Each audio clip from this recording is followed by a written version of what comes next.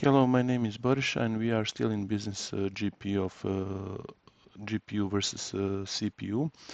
And now we raise the stakes, and now the number of elements of array is 10 million.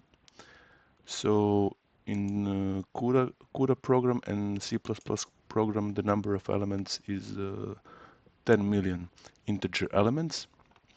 So let's check the execution time for that, and we can go again compiling. We name these programs now as C3, which we will compile and then execute to check the execution time. Okay, we compile it another time. We just from command, now execution. No, it's C3. Sorry. Let's first do the clear because this is messy. Clear, and then go C3 execution. Oh, let's check this out. It's significantly okay. This is hundreds. This is 100,000s, and this is 60 million.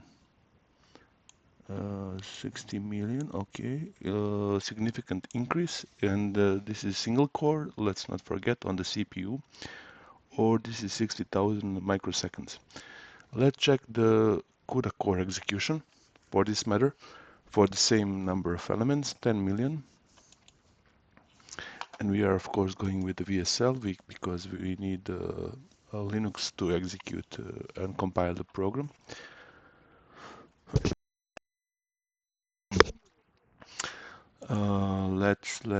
Let's do the compiling.